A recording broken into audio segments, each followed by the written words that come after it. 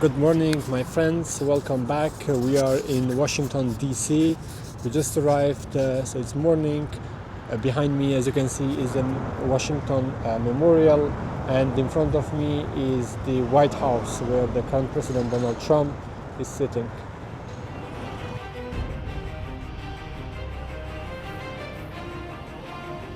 Washington, D.C., the capital of the world's most powerful country.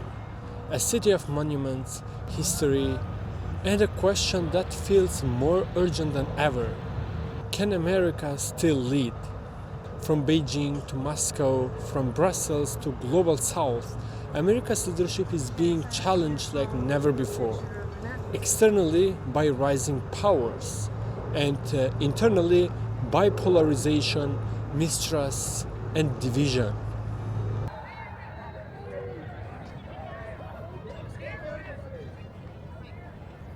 So in this episode, from the heart of the American power, we are exploring whether the US can still shape the world or whether the era of American leadership is fading.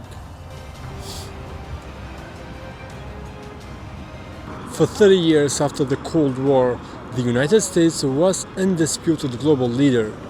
Military dominance, technological innovation, soft power unmatched by any nation. But today, the world is changing.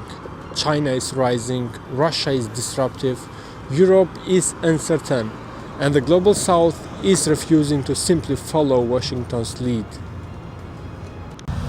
Externally, American power looks strong. The US GDP is still the world's largest, its military unmatched, its universities and tech companies shaping the future. But power is no longer just about strength, it's about trust, and trust in America is declining around the world. From Europe to Asia to Africa, global surveys show a steady decline in trust towards US foreign policy. Allies question America's reliability, rivals exploit its vulnerability, and the biggest reason isn't Washington's enemy.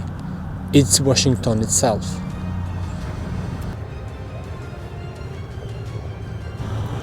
America today is politically fractured society.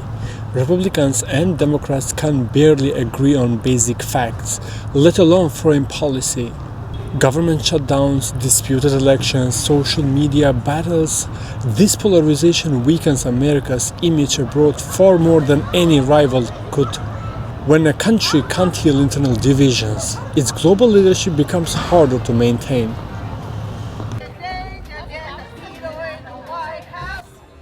The biggest challenge to American leadership comes from China, a country that isn't trying to replace Washington's ideology, but its influence. China is leading in manufacturing, electric vehicles, AI, chips, robotics, and global infrastructure. The Belt and Road connects 3 continents. Chinese EVs are dominating markets, and Chinese soft power is expanding in Africa and Southeast Asia. For the first time since the Cold War, the US faces a competitor with compatible economic weight and a long-term strategy. The rise of the Global South is reshaping global power. The BRICS bloc, now expanded, controls a large share of global population, resources, and GDP. Many of these nations don't want to choose sides between the United States and China. They want a multipolar world where American leadership is no longer automated. And Washington is struggling to adapt to this new reality. America's closest ally, the European Union, is facing its own crisis. Economic stagnation, political fragmentation, and rising far-right movements. Europe wants strategic autonomy, but still depends heavily on the US for defense, trade, and technology. And this creates tension. A Europe that wants independence, but can't fully achieve it. One of the most damaging factors for America's global image today is its unconditional support for Israel, especially during the Gaza genocide. Israeli war crimes, civilian casualties, and humanitarian crises have pushed global public opinion strongly against the US. From university campuses to the Middle East, from Europe to Asia, people increasingly see Washington as complicit, and this perception deeply harms America's soft power. The US economy is still enormous, but it is changing. Inflation, debt, rising costs of living, decline in manufacturing, and a shrinking middle class all change America's internal stability. And when American society feels weaker at home, its leadership abroad becomes harder to project.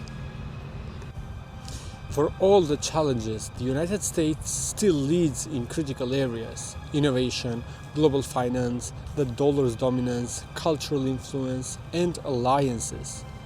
And despite frustrations, most countries still prefer a US-led world, not a China-led or Russia-led one. So, can America still lead? The answer is yes, but only if it solves the crisis happening inside its borders before trying to lead outside them. A multipolar world isn't America's downfall, but it's a waking-up call. But thank you for joining me from Washington, D.C. More episodes from my US journey are coming: tech, geopolitics, and the future of power. Thanks for watching, and see you in the next episode.